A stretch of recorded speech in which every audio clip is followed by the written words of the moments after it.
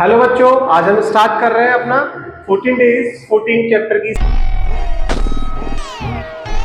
Series का 5वां chapter. ठीक है, तो आप मैंने 4 चैप्टर करा दिए हैं। पहला रियल नंबर, दूसरा पॉलिनोमियल, तीसरा pair of linear equation two variable, fourth था क्वाड्रेटिक जिसको मैंने कल अपलोड किया है। लेट नाइट अपलोड हुआ था, लेकिन आप उसको जरूर देखेंगे। वो सारे क्वेश्चन ऐसे क्वेश्चन हैं जो आपके इस बार बोर्ड में आपको 100% स्कोर कराएंगे। ठीक है, तो चलिए चलते हैं अपने चैप्टर की तरफ।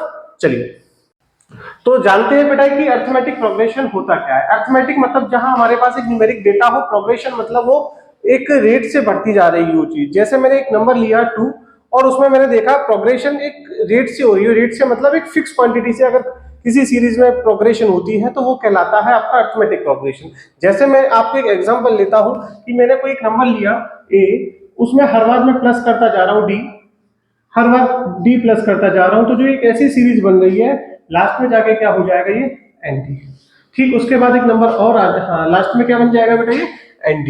तो अब आप देख रहे हैं कि हर बार एक नंबर प्लस होता जा रहा है। पहले d प्लस हुआ, फिर 2d प्लस हुआ, फिर 3d प्लस हुआ, है ना। हर बार d प्लस होता जा रहा है। क्या बनता जा रहा है, d प्लस करने पर a प्लस d, फिर d प्लस किया a प्लस 2d। देखो इसमें d प्लस किया हमने, a प्लस d आया, राइट। इसमें d प्लस किया a प्लस 2d आया, फिर d प्लस करेंगे, ऐसे ही चलता जाएगा लास्ट तक। ठीक है, तो लास्ट टर्म जो होता है उसको हम बोलते हैं n-1 into D, n-1 into डी। ठीक है बच्चों, क्यों बोलते हैं n-1 इंटू डी? क्योंकि हमारे पास टोटल कितने टर्म होते हैं, n, और a वाले टर्म में क्या है, d नहीं था, तो इसलिए एक टर्म हमने कम कर दिया। तो लास्ट टर्म जो होगा वो n नहीं n-1 होगा। ठीक है बच्चों, ऐसे ही देखते हैं एक न्यूमेरिक में सीरीज की 2, 3, 4, 5 एंड सो ऑन। ठीक है, तो हर बार आप देख रहे हैं कि फिक्स क्वांटिटी प्लस हो रही है। इसमें भी 1 प्लस हुआ, इसमें भी 1 प्लस हुआ। ठीक है बच्चों, तो जो ये फिक्स क्वांटिटी है इसको अरिथमेटिक प्रोग्रेशन में एक नाम दिया गया। इसको क्या नाम दिया गया, कॉमन डिफरेंस। क्या नाम दिया गया, कॉमन डिफरेंस। तो जानते हैं कि कॉमन डिफरेंस क्या होता है। ठीक है बच्चों, तो मान के चलते हैं let a1 a2 a3 and so on an कोई आपके पास सीरीज है। क्या बच्चों, a1 a2 a3 and so on an आपके पास कोई सीरीज है, जिसमें जो a1 होता है ये कहलाता है फर्स्ट टर्म। क्या कहलाता है बच्चों, ये फर्स्ट टर्म। और जो आपके पास d होता है, d क्या होता है, d होता है आपका कॉमन डिफरेंस। क्या बोलते हैं d को, कॉमन डिफरेंस। ठीक है बच्चों, d को बोलते हैं कॉमन डिफरेंस। ठीक, अब एक टर्म इसमें यूज होता है, मैं ये आपको नोटेशन बता देता हूं जो इसमें यूज होने वाले हैं। ठीक, क्या क्या इसमें यूज होने वाला है। a1 को बोलते हैं फर्स्ट टर्म, d को बोलते हैं कॉमन डिफरेंस, an होता है an हुआ, l हुआ या फिर tn हुआ, ये कहलाता है आपका लास्ट टर्म। क्या कहलाता है बच्चों, लास्ट टर्म। n होता है आपका number of terms, number of. तो ये देखते हैं कि इन सबको मिला के आपके एपी में टोटल 2 फॉर्मूले हैं। पहला फॉर्मूला है लास्ट टर्म का फॉर्मूला, जो फॉर्मूला क्या है आपके पास, an plus an equal to a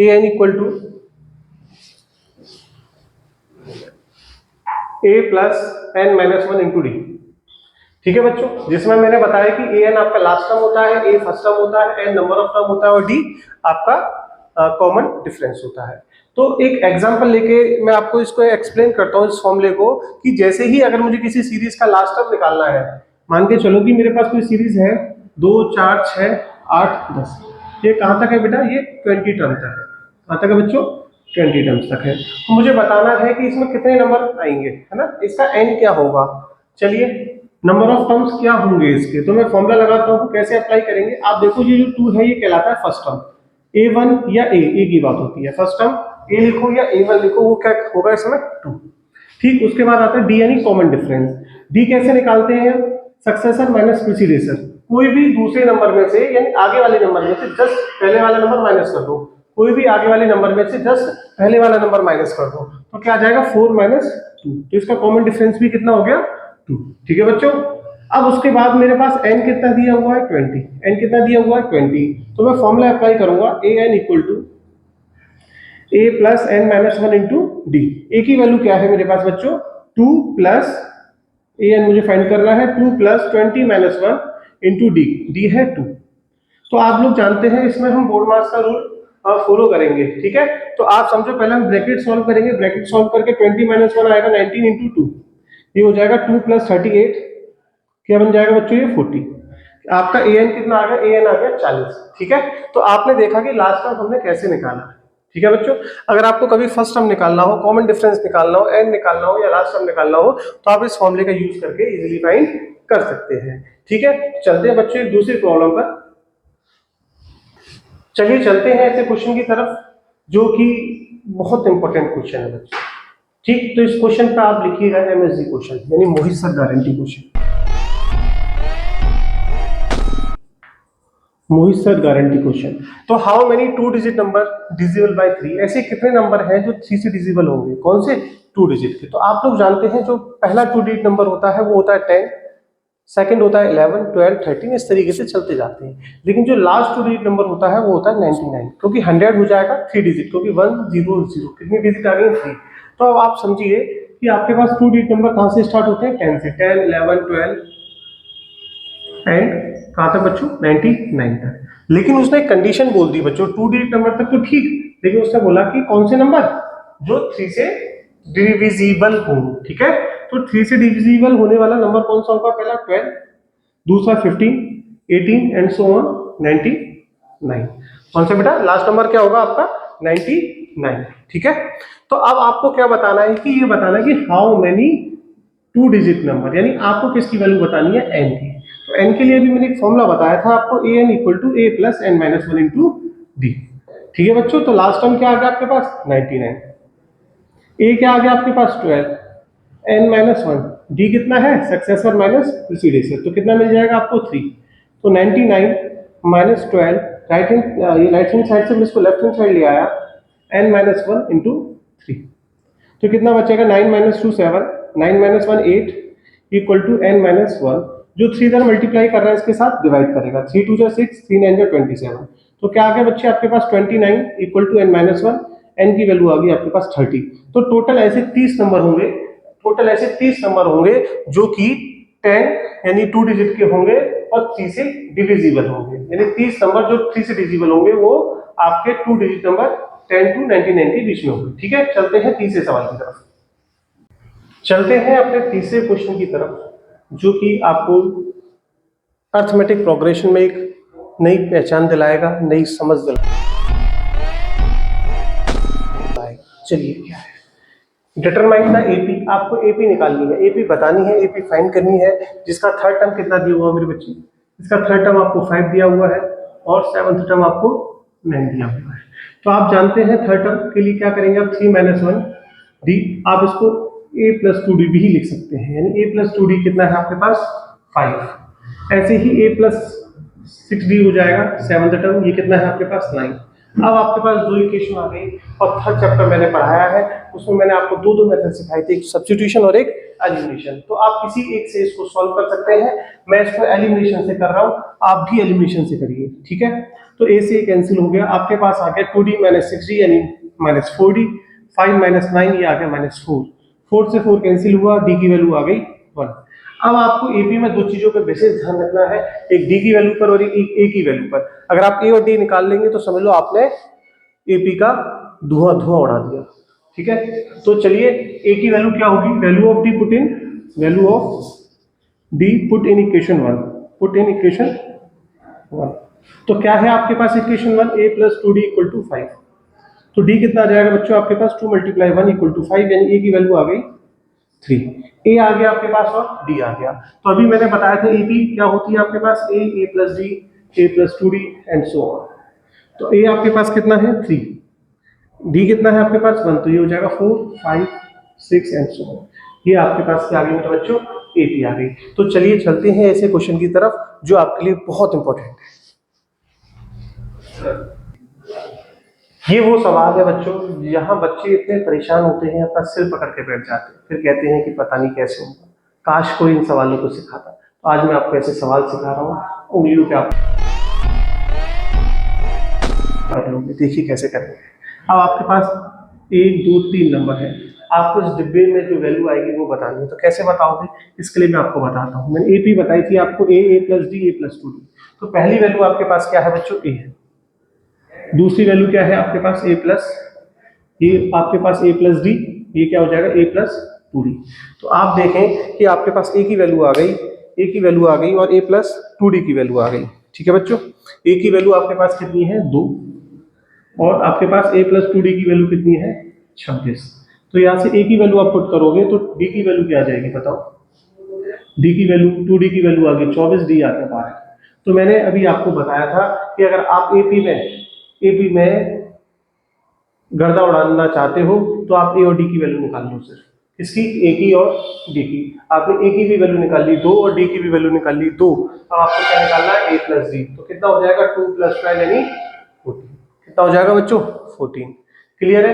ऐसे ही हम अब इस सवाल को लगाएंगे। ये सवाल क्या कह रहा है भाई हमसे, ये सवाल कह रहा है भाई कि पहला आपका है डिब्बा जिसको मैंने माना ए, ये हो गया ए प्लस डी, ये है ए प्लस 2d, ये है आपके पास ए प्लस 3d।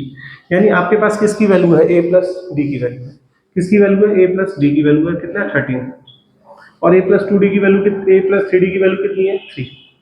तो देखो एलिमिनेशन से इसको सॉल्व करेंगे, ये आ जाएगा माइनस का 2d, ये हो जाएगा कितना 11, नहीं ये हो जाएगा 10, माइनस से माइनस कैंसिल, नहीं ये तो प्लस का आएगा बच्चों, ये प्लस का आएगा तो डी की वैल्यू कितनी आ गई, डी की वैल्यू आ गई आपके पास माइनस का 5। कितना आ गई बच्चों, डी की वैल्यू आ गई माइनस का 5। ठीक है।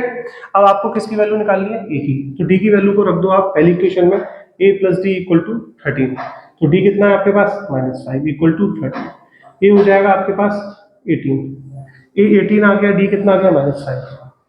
आपके पास ए आ गया 18 और डी आ गया -5। अब आपको क्या निकालना है बच्चों, अब आपको निकालना है ये ए की वैल्यू होगी 18, ए प्लस 2d कितना हो जाएगा, डी की वैल्यू -10, ये 18 में से -10 गए कितना बचा 8।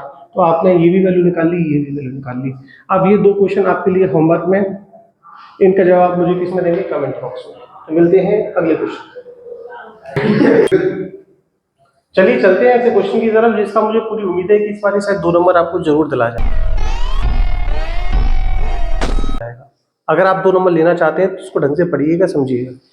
चलिए क्वेश्चन क्या कह रहा है आपके पास, क्वेश्चन कह रहा है which term of an AP, इसमें ऐसा कौन सा टर्म है जो 132 ज्यादा है किससे 54 टर्म से। तो मैं आपको मैथमेटिक्स में इंग्लिश की थोड़ी सी, इंग्लिश को मैथमेटिक्स में पढ़ाता हूँ। आज मैं आपको जितनी भी हमारे पास हेल्पिंग वर्ब होती हैं, is, am, are, was, were, can, could, may, might, should, उनको आप मैथमेटिक्स में इक्वल समझे। क्या समझे, इक्वल। जैसे ही विल बी लिखा है तो आप इसको इक्वल का साइन समझे। किसका साइन समझे, इक्वल का। तो क्या बोला वो, which term of an AP, तो मैंने माना कि कौन सा टर्म ए है, मालूम तो नहीं था मुझे तो मैंने ए एन माना, तो विल बी को मैंने माना इक्वल। तो क्या कह रहा है 132 मोर देन इट्स 54 टर्म, तो 132 ज्यादा है किसके, इसके 54 टर्म से।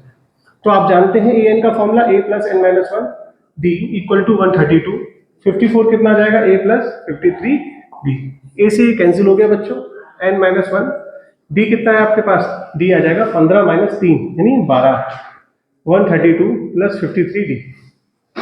मुझे लगता है आपको समझ में आ रहा होगा। तो समझिए 12 का मल्टीप्लाई करेंगे n से, 12n माइनस 12, 132 प्लस 53। चलिए बच्चों 12n को इधर पहुंचा देते हैं और d की वैल्यू भी मैं यहाँ पुट कर देता हूँ। d की वैल्यू कितनी है 12।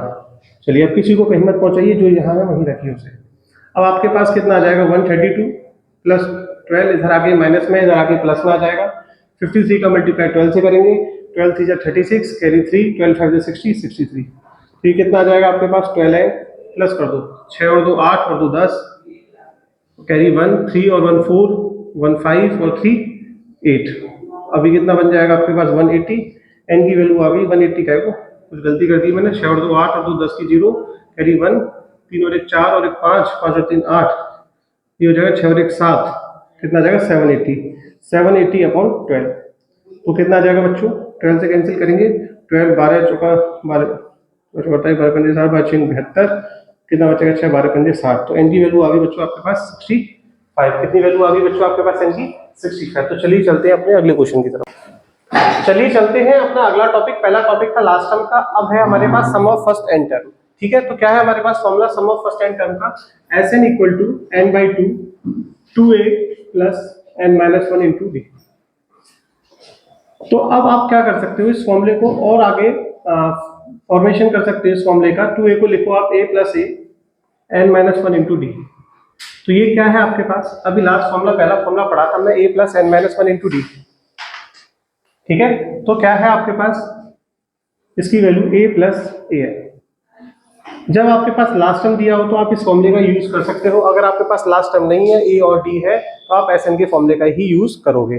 तो मैंने कुछ क्वेश्चन आपके लिए लिखे हैं, इन्हें मैं सॉल्व करूंगा और आप इसको देखकर सीखो। चलिए देखते हैं, चलते हैं अपने क्वेश्चनों की तरफ। तो पहला क्वेश्चन क्या है मेरे पास, a इक्वल टू 5, d की वैल्यू 3 है, लास्ट टर्म है आपके पास 50। तो आप देख रहे हैं n और Sn। देखते हैं, तो लास्ट टर्म का फॉर्मूला लगाएंगे हम बच्चों। तो आपको an निकालना है, a कितना है आपके पास 5 और d कितना है 3।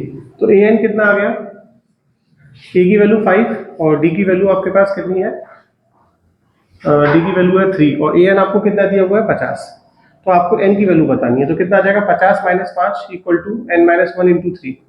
ये हो जाएगा 45 equal to n minus one multiply 3। 3 से 45 कैंसिल हुआ, कितने टाइम्स, 15 टाइम्स। तो आपके पास बच्चों n की वैल्यू कितनी आ गई 16। n की वैल्यू कितनी आ गई 16। अब आपको क्या निकालना है, Sn। क्या निकालना है बच्चों, Sn। Sn का फॉर्मूला भी हमने देखा कि n/2 a प्लस ए है। क्योंकि an वाला फॉर्मूला मैं क्यों लगा रहा हूँ, क्योंकि मेरे पास लास्ट टर्म है इसलिए। तो n की वैल्यू कितनी है आपके पास, n की वैल्यू आ गई 16, 16/2। a कितना है आपके पास 5, लास्ट टर्म है 50। तो 2 से 16 को कैंसिल करेंगे 8, ये हो जाएगा 55। 8 5 जा 40, 40 का 0 कैरी 4, 8 5 जा 40 प्लस 4 44। तो Sn भी आपके पास कितना आ गया मेरे बच्चों, Sn भी आपके पास आ गया 440। 420 नहीं है, 440 है। ठीक है, पढ़ते हैं हम अगले क्वेश्चन की तरफ। चलिए चलते हैं अपने दूसरे क्वेश्चन की तरफ। दूसरा क्वेश्चन है हमारा, जिसमें है d की वैल्यू 5, Sn है आपके पास 75 और आपको फाइंड करना है a और a की मतलब a9। ठीक है, तो देखते हैं a9 क्या होगा।